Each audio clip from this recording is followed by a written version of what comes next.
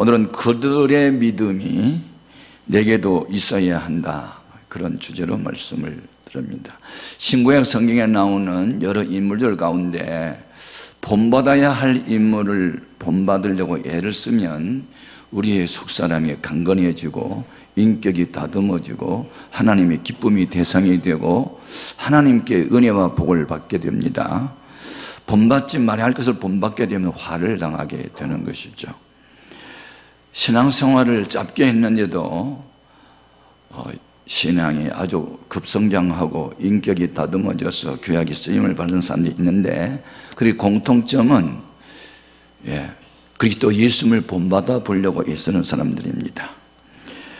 유대교 청년이 예수를 믿고 기독교인으로 개종을 한 바울은 하나님이 그를 귀하게 들어 쓰셔서 신약성경 27권 가운데 13권을 그로 하여금 쓰게 했고, 수많은 전도자들 가운데 으뜸되는 전도인, 목회자 가운데서도 으뜸, 부흥 강사 중에도 으뜸, 신학자 중에서도 으뜸이 되게 했습니다.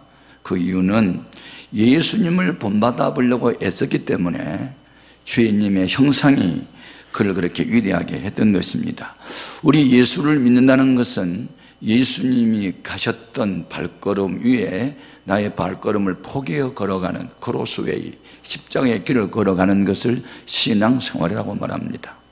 오늘날 많은 사람들이 예수를 이용은 해먹고 주님을 따라가고 주님을 닮으려고 하는 리얼 크리스찬, 진정한 크리스찬은 많지 않아요. 그런데 그 소수의 사람들이 있기에 바닷물 가운데 3%의 염기가 오염된 바다를 정화시키고 수많은 물고기를 살아나게 한 것처럼, 비록 소수의 사람들이지만 그런 그리스도 예수님을 닮은 사람이 있기에 이 세상은 그래도 소망이 있는 줄 믿습니다. 여러분, 예수님을 따라가려고 힘쓰십시오. 주님의 명령입니다.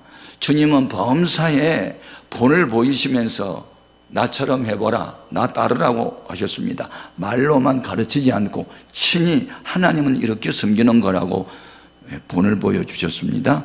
베드로전서 2장 21절로 확인해 봅니다. 이를 위하여 너희가 부르심을 받았으니 그리스도도 너희를 위하여 고난을 받으사 너희에게 본을 끼쳐 그 자취를 따라오게 하셨느니라. 아멘. 자, 오늘 본문 말씀에는 세 부류의 사람들이 나타납니다. 예수님을 본받은 사람이 그 중에 있습니다. 그들을 통해서 주님이 죽어가는 중풍병자를 구원해 주십니다. 저들의 믿음, 그들의 믿음을 보시고 중풍병자를 구원해 주셨다면 그들 속에 내가 있으면 얼마나 좋을까. 이런 사람을 가리켜 의의 병기라고 그러고 평화의 도구, 축복의 통로라고 말합니다. 고린도 교회 성도들은 은혜를 받았고 은사도 많이 체험했습니다. 그런데도 교회 안에서 분란이 일어났어요. 그 이유는 딱 하나, 예수 닮은 사람들이 아니었음. 그래서 바울이 처방으로 말씀을 가르쳐 주는데 고린도전서 11장 1절입니다. 같이 확인합니다. 내가 그리스도를 본받는 자가 된 것 같이 너희는 나를 본받는 자가 되라. 은혜를 받았다, 은사를 받았다, 직분을 받았다 하면서도 예수 닮은 모습이 없는 너희들, 내가 그리스도를 본받은 것처럼 너희는 나를 본받은 자가 되라, 이렇게 말씀합니다. 오늘 우리들 가운데 그리스도를 본받는 사람들이 있어야 그들을 통해서 주님은 새 역사를 이루어 가십니다. 오늘 본문 말씀에 세 부류의 사람들이 등장되지요. 첫 번째 등장된 사람들은 수가 많습니다. 예수님께 은혜를 받으려고 오는 사람들은 수를 헤아릴 수 없이 많았습니다. 두 번째 등장된 인물은 중풍병자로 사지를 전혀 못 쓰는 반신불수가 아니라 전신불수가 돼서 움직일 수도 없는 이 사람, 네 사람에 의해서 주 앞에 나오는 사람이 있고, 세 번째 등장된 인물은 그 사람을 주 앞에 데려와서 믿음을 보이는 사람이 있습니다. 이 세 부류의 사람 중에 우리는 분명히 그 속에 들었습니다. 오늘 어떤 사람이 되어야 할까요? 저는 이 말씀을 연구하면서 세 가지 교훈을 발견했어요. 첫 번째는 구원은 죄사함으로부터 시작된다는 것을 알게 되었습니다. 우리 예수님 앞에 나타난 중풍병을 지금 고쳐주실 때 병부터 고쳐주지 않고 죄를 사하는 일부터 먼저 해줍니다. 자, 5절 말씀으로 확인해 봅니다. 예수께서 그들의 믿음을 보시고 중풍병자에게 이르시되 작은 자야 내 죄사함을 받았느니라 하시니, 여기서 작은 자라는 말을 히랍 말의 원어에 보니까 테코논은 히브리 문화에서 하나님을 믿고 따르는 자를 가리켜 작은 자라고 했고, 하나님 말씀이면 복종하겠습니다 라는 태도를 가진 사람을 작은 자, 테코논이라고 말했거든요. 그러니까 이 사람은 비록 중풍병으로 걷지도 못하고 움직일 수 없었던 몸이지만 마음으로는 하나님이 나를 구원할 수 있고 예수님의 나를 고칠 수 있다는 믿음을 갖고 나왔기 때문에 하나님의 뜻이면 뭐든지 복종할 마음의 자세가 되어 있으므로 그를 가리켜 구원의 대상 작은 자라고 말씀을 하셨고, 내 죄사함을 받았느냐라고 말씀한 것은 두 가지 의미가 있어요. 하나는 예수님은 하나님과 동등한 사람으로서 죄를 사하는 권세가 있다 하는 걸 가르쳐 주기 위한 것이고, 두 번째는 병은 죄 때문에 온 거야, 이걸 가르쳐 준 거예요. 모든 병이 다 죄 때문에 온 건 아니죠. 과식, 폭음, 폭식을 해가지고 유가 확장돼서 배탈이 났다, 그건 죄 때문에 오기보다는 부주의, 무절제가 가져오는 병일 수 있어요. 사람의 에너지는 한정적인데 너무 기진을 해가지고 몸살 났다, 그것은 죄로부터 오는 병이라기보다는 부주의로부터 오는 병일 수 있어요. 그런데 성경에 보면 대부분의 고질병들이 주로 죄로부터 왔다고 가르치고 있어요. 신명기 28장 20절 이하 같이요. 내가 악을 행하여 그를 잊음으로 내 손으로 하는 모든 일에 여호와께서 저주와 혼란과 책망을 내리사 망하며 속히 파멸하게 하실 것이며, 여호와께서 내 몸에 연병이 들게 하시어 내가 들어가 차지할 땅에서 마침내 너를 멸하실 것이며, 여호와께서 폐병과 열병과 염증과 학질과 한재와 붕괴와 썩는 재앙으로 너를 치시리니 이 재앙들이 너를 따라서 너를 진멸하게 할 것이라.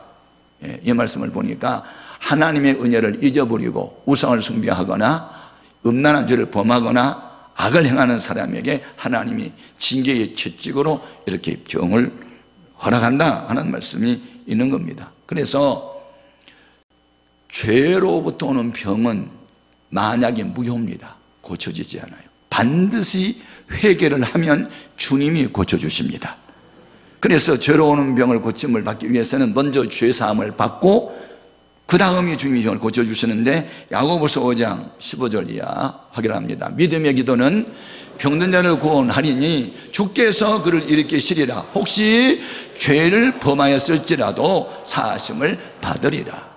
그러므로 너희는 죄를 서로 고백하며 병이 낫기를 위하여 서로 기도하라. 의인의 간구는 역사하는 힘이 크면이라. 죄인의 기도는 듣지 아니하십니다. 듣기는 하지만 응답은 안 하겠죠. 반드시 죄사함을 받고 잘못을 용서를 구하고 죄사함을 받고 난 뒤에 기도하면 의인, 죄를 용서받은 의인의 간구는 역사 하나님이 맡게 되는 줄로 믿습니다. 우리 예수님이 어느 날 베데스다 연못가에 갔습니다. 가끔씩 천사가 하늘에서 내려와가지고 물을 휘 이렇게 저어 놓으면 어떤 병에 걸렸더니 먼저 뛰어들어간 사람은 나았지요. 그래서 전국 사방에서 환자들이 몰려왔죠. 그런데 거기에 38년 된 중병에 고통당한 사람이 있었죠. 주님께서 그를 고쳐주십니다. 그리고 그를 만나서 당부한 말씀이 있어요. 요한복음 5장 14절 같이요. 그 후에 예수께서 성전에서 그 사람을 만나 이르시되 보라, 내가 나았으니 더 심한 것이 생기지 않게 다시는 죄를 범하지 말라 하시니, 이 사람의 경우도 죄로부터 오는 병이었음을 시사하고 있어요. 제가 7가지 합병증으로 사경을 헤매일 때 하나님께서 그동안에 내가 지은 죄를 이렇게 환상으로 보여주는데 너무 많았어요. 4시간 반 동안을 가슴을 치고 울었어요. 그리고 죄사함을 받고 나자 하나님이 내 병을 다 고쳐주신 거예요. 예. 지금 저희는 아무 병이 없어요. 하나님이 고쳐주셔서 건강을 주신 거예요. 여러분 평생 건강하게 살 수 있기를 바라요. 사람이 왜 공고하고 고통을 당하느냐? 이유가 성경에 밝혀주고 있어요. 시편 107편 10절 이하로 보겠습니다. 사람이 흑암과 사망의 그늘에 앉으며 곤고와 쇠사슬에 매임은 하나님의 말씀을 거역하며 지존자의 뜻을 멸시함이라. 그러므로 그가 고통을 주어 그들이 마음을 겸손하게 하셨으니 그들이 엎드러져도 돕는 자가 없었도다. 진퇴양난, 인간의 한계 상황에서 하나님을 찾을 수밖에 없도록 끌어가신 하나님, 우리의 육체적 고난을 허락해서라도 우리 영혼을 구원하기 위한 하나님의 적극적인 사랑인 줄 믿습니다. 이들이 이렇게 하나님의 법도를 떠나서 우상 숭배하고 여러 가지 죄를 범하다가 뒤늦게 깨닫고 회개하고 살려달라고 두 손을 번쩍 들고 주 앞에 나오면 그때 하나님이 그들을 치료하신 줄 믿습니다. 시편 107편 19절 20절 이 그들의 고통 때문에 여호와께 부르짖음에 그가 그들의 고통에서 그들을 구원하시되 그가 그의 말씀을 보내어 그들을 고치시고 위험한 정형에서 건지시는 도다. 아멘. 그러면 우리가 죄 사함을 어떻게 받을 수 있을까요? 죄는 두 가지인데 우리 조상으로부터 유전적으로 이렇게 내려오는 원죄, 유전죄, 우리가 울어서 눈물로 씻어질 수 없어요. 고행을 한다고 그 죄가 없어지지 않아요. 이것은 반드시 대속의 제물 대신 예수님의 십자가의 피를 의지하면 그 피가 우리 죄를 사하는 줄 믿습니다. 그래서 하나님이 조건 없이 우리를 사랑하시고 죄가 없는 예수님을 이 땅에 보내사 그에게 우리 죄를 담당하게 하셨으니 이것을 대속의 은혜라고 말합니다. 자, 이사야 53장 6절로 확인합니다. 우리는 다 양 같아서 그로 행하여 각기 제 길로 갔거늘 여호와께서는 우리 모두의 죄악을 그에게 담당시키셨도다. 죄는 우리 조상이 범하고 내가 범했는데 죄값은 주님이 대신 지르고 했으니 이것이 은혜입니다. 은혜가 뭐지요? 고귀한 것을 값없이 공짜로 받다. 우리 조상으로부터 물려받은 모든 죄는 예수님의 보혈로 청산이 됩니다. 베드로전서 1장 18절 이하로 너희가 알거니와 너희 조상이 물려준 헛된 행실에서 대속함을 받은 것은 은이나 금같이 없어질 것으로 된 것이 아니에요. 오직 흠없고 점없는 어린 양 같은 그리스도의 보배로운 피로 된 것이니라. 그래서 우리가 구원을 받고 기뻐서 찬송하는 주제는 예수님의 보혈입니다. 나의 죄를 씻기는 예수의 피밖에 없네. 나를 성쾌하기도 예수의 피밖에 없네. 영원토록 내가 할 말은 예수님의 피밖에 없네. 그러면 두 번째, 자범죄. 내가 크리스찬으로서 할 도리를 다하지 못하고 말씀을 어겼다. 그것은 반드시 죄를 자백하고 회개를 통해서 용서를 받아야 됩니다. 자, 요한 1서 1장 8절 이하 같이요. 만일 우리가 죄 없다고 말하면 스스로 속이고 또 진리가 우리 속에 있지 아니할 것이요.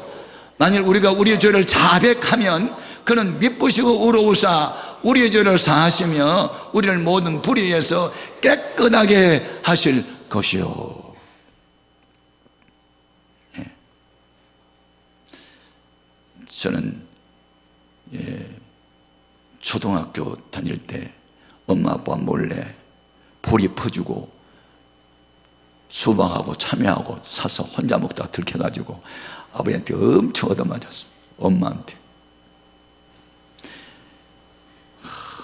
너무 많이 맞았는데 어머니가 매를 때리고 난 뒤에 또 우시더라고요. 야, 배가 고파서 사 먹은 것은 죄가 아닌데 거짓말한 게 죄라고 그러면서 막 우는 거예요. 어머니 울음 앞에 내가 막 펑펑 울면서 죄는 내가 졌는데 엄마는 왜 울어? 이게 사랑의 매였어. 우리가 공고하고 고통당하고 병드는 거 주님이 기뻐하지 않아요. 주님도 함께 우세요. 우리를 사랑하기 때문에. 근데 우리가 우리 죄를 자백하면 매를 때리려고 하다가도 잘못했다가 용서를 빌면 금방 매를 던져버리신 하나님, 우리는 반드시 죄를 회개할 때 하나님 우리 죄를 용서하신 줄로 믿습니다. 예? 그래서 오늘 여기 중풍병자도 죄로부터 든 병이었기 때문에 죄사함을 먼저 허락하시고 그 다음에 병을 고쳐주십니다. 자, 11절 12절 같이요. 내가 네게 이르노니 일어나 네 상을 가지고 집으로 가라 하시니 그가 일어나 그 상을 가지고 모든 사람 앞에서 나가거늘 그들이 다 놀라 하나님께 영광을 돌리며 이르되 우리가 이런 일을 도무지 보지 못하였다 하더라.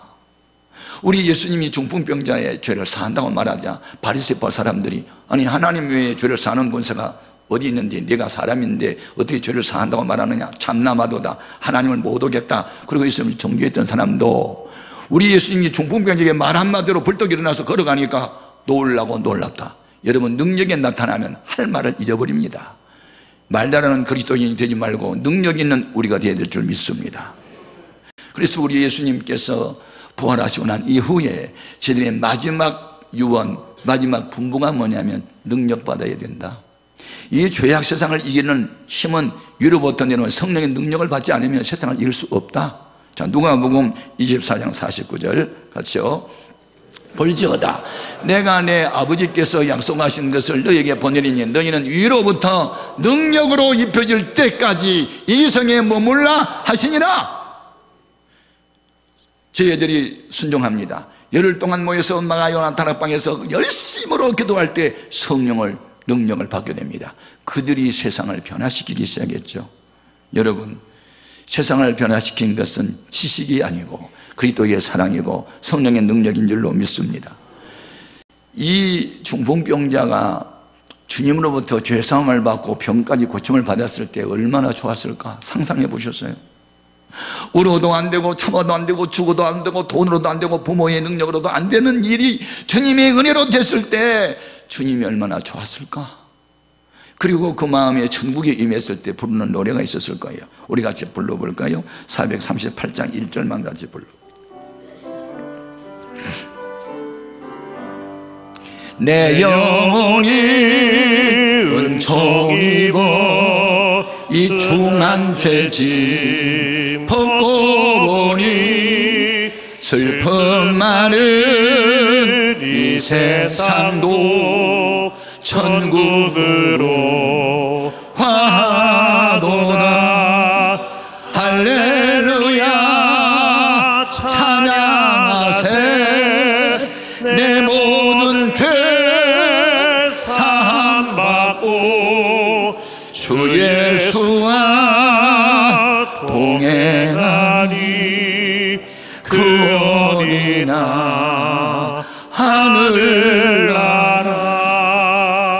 아멘. 두 번째 준 교훈은 뭐냐? 예수님은 믿음이 있는 자들과 함께 일하신다는 겁니다. 믿음이 있는 자, 이 사람 주님께 데려가면 주님이 고칠 거야. 믿음이 있는 그들을 통해서 주님은 일을 하셨다. 여러분 믿음의 사람이 되십시오. 우리 그리스도인들은 항상 세 가지가 마음에 있어야 돼요. 그것이 뭔지 확인해 볼까요? 고린도전서 13장 13절입니다. 같이요.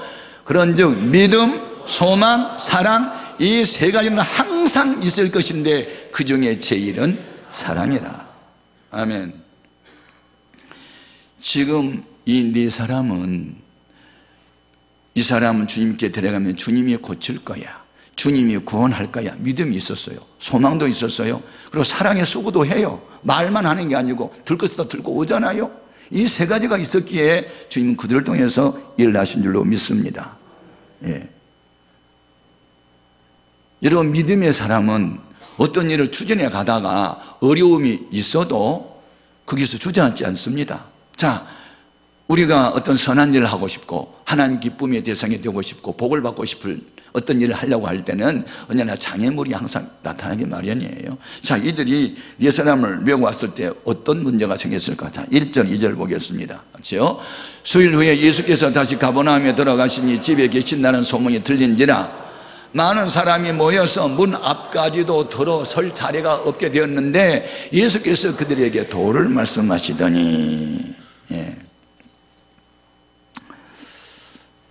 사람들이 너무 많아서 이 네 사람이 들것에 누워있는 환자를 저 앞에 데려갈 수가 없네요.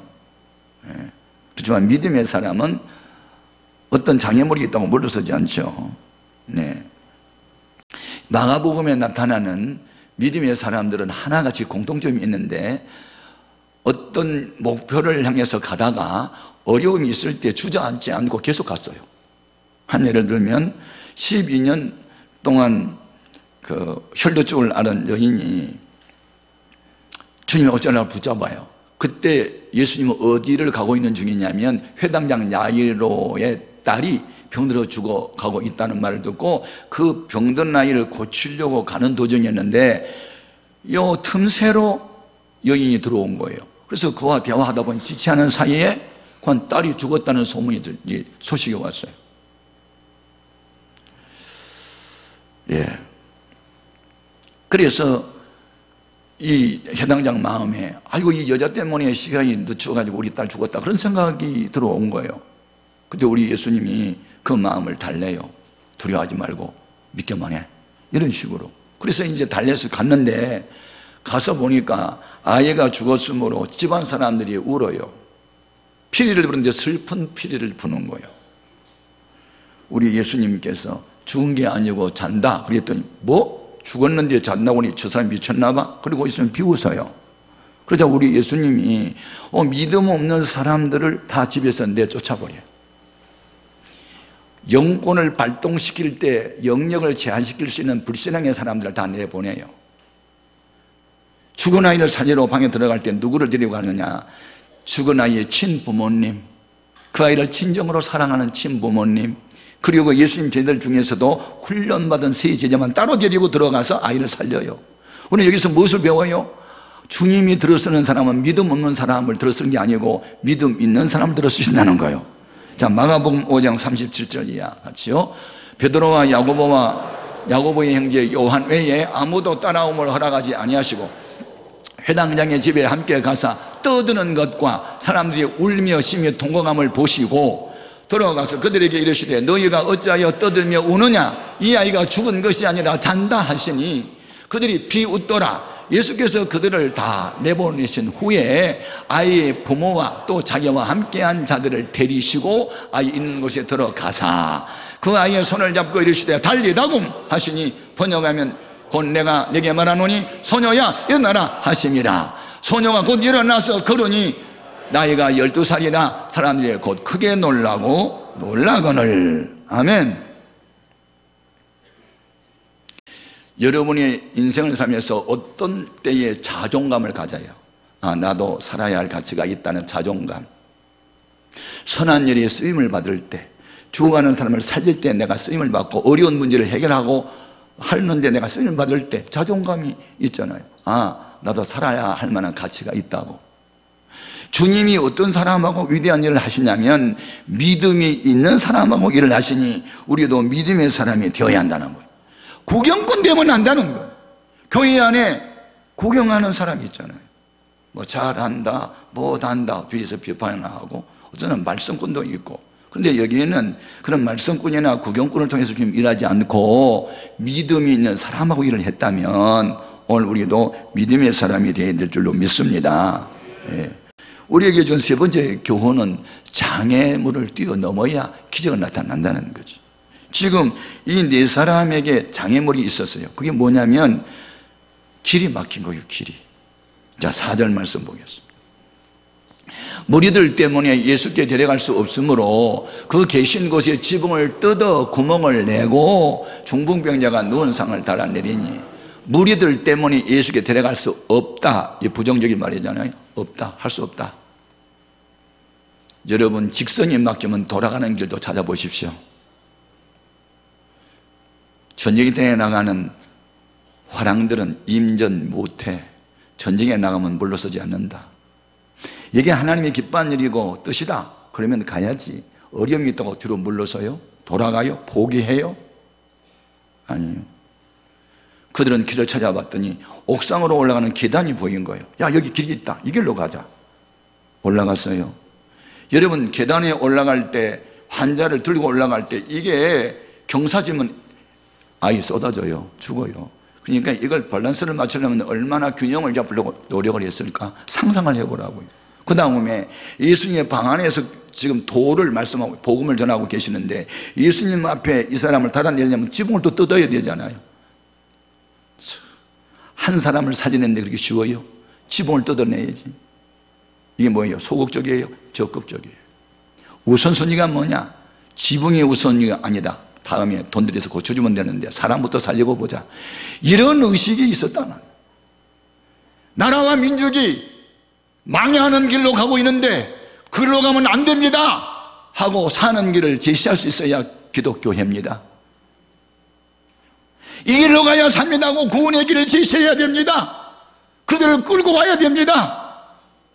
교회가 세상을 따라가면 안 돼요. 세상을 끌어와야지, 주님 앞으로. 여러분 적극적으로 신앙생활 할 수 있기를 바랍니다. 그래서 지붕을 뜯는 그들의 믿음을 보시고, 그 적극적인 사람들 보시고, 장애를 극복하는 사람을 보시고 병자를 고치고 구원하잖아요. 한 생명이 세상에 태어나기까지 산모의 진통이 경험되지 않으면 태어날 수 없어요. 애 낳기 힘들다고 애 안 낳으면 하나님도 거역하는 거예요. 힘들어도 애 낳아야지. 아멘도 안 하네. 우리나라가 저출산, 그런데 동성애법까지 만들어 놓으면 이제 애는 낳기는 틀렸지만, 어떻게 해야 될 거예요? 그래서 여기에서 배워야 할 게 있어요. 지금 주님의 마음에 들었던 것은 이 네 사람은 주님의 모습을 보여준 거예요. 왕이면서도 남을 섬기는 종의 모습. 바울을 왜 그렇게 위대하게 썼을까요? 그는 당시에 로마 시민권자예요. 요즘으로 하면 서울대 법대 출신이에요. 최고의 지성인이에요. 율법으로 흠이 없었어요. 그래서 유대교에서 유망주로 그를 선택했던 사람이에요. 대단한 사람이었어요. 예? 시골 깡촌에서 수도 서울에 유학 갔던 사람 아니에요? 그런데도 예수 만나고 그 마음에는 나는 스스로 작은 자라고 자평을 하면서 나는 모든 사람을 얻기 위해서 종의 모습으로 살겠다니, 섬기는 자로. 자, 고린도전서 9장 19절 같이요. 내가 모든 사람에게서 자유로우나 스스로 모든 사람에게 종이 된 것은 더 많은 사람을 얻고자 함이라. 정상적인 그리스도인은 두 가지 신분이 있어요. 하나는 천국을 유업으로 받을 자녀라는 이름. 자녀라는 이름으로 천국 가요. 종은 못 가니까. 그러나 사역자, 일을 하는 일꾼은 종의 모습으로 나타나야 돼요. 하나님은 그런 사람을 통해서 죽을 사람을 살리게 되는 줄로 믿습니다. 그래서 여러분, 선을 행하다 낙심하지 마시고 때가 되면 이루심을 확신하십시오. 우리는 어떤 일을 추진해 나가다가 어려운 장애물이 있으면 자꾸 포기를 하니까 그래서 끝나는 거예요. 윈스턴 처칠이 은퇴를 하고 다리를 절렁거리며 지팡이에 몸을 의지하고 자기가 졸업했던 대학에 가서 졸업식 때 연설한 유명한 말이 있어요. 젊은이들이여 꿈을 가지십시오. 그리고 결코 포기하지 마십시오. 결코. Never give up, never give up, never. 이 연설이요, 짤막했는데 세계적인 연설이 됐어요. 고난이 와도 역경이 와도 끝까지 극복하는 이런 사람 될 수 있기를 바랍니다. 갈라디아서 6장 9절. 우리가 선을 행하되 낙심하지 말지니 포기하지 아니하면 때가 이름에 거두리라. 아멘. 그때까지 내 목숨을 다하는 그 순간까지 하나님의 뜻을 이루어 살리라. 그러면 죽기를 구한다고 죽음이 오는 게 아니에요. 사명이 있으면 죽을 사람 살려서 들어쓰시고 쓸만한 가치 없으면 살고 싶어도 죽는 거예요. 그래서 여러분, 우리는 나라와 민족이 위기에 처할 때 나라와 민족 건져야 되고, 내 친척, 부모, 친구, 내 형제 자매가 죽음의 길을 걸어갈 때 그들을 건지는데 그 네 사람 속에 나도 그 속에 있다면 주님과 함께 일하는 사람이요, 주님과 함께 영광의 나라에 갈 사람이요, 생애가 복되게 될 것이니 우리도 그들 속에 있기를 바랍니다. 기도하겠습니다.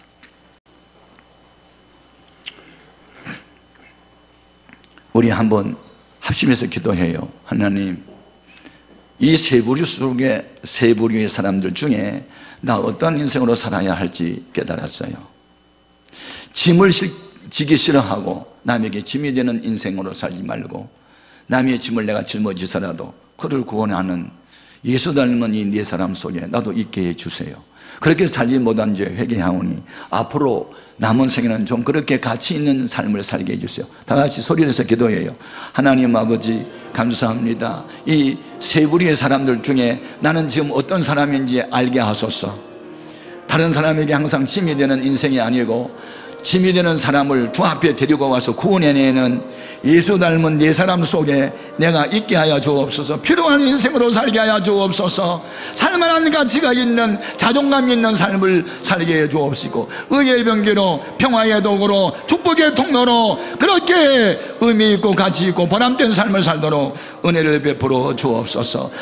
그들의 믿음을 보시고 일하신 주님, 그들 속에 나도 있게 도와주옵소서. 나라와 민족을 위해서 건질 때, 청소년을 살릴 때, 내 가족, 내 일가 친척, 불신자 전도 구원하고, 하나님 우리의 사랑하는 자녀들을 주 앞에 바로 세워나갈 때 십자가 군병으로 살아서 하나님의 기쁨의 대상이 되게 하시고, 평생에 후회 없고 가치 있고 의미 있고 보람된 삶을 주 안의 행복자로 살도록 그런 은혜를 우리 모두에게 허락하여 주옵소서. 구경꾼으로 인생 살지 말게 하소서. 교회 안에서 꼭 필요한 평화의 도구가 되고 의의 병기가 되고 축복의 통로로 사는 자들 되게 하여 주옵소서. 예수님 이름으로 기도드립니다. 아멘.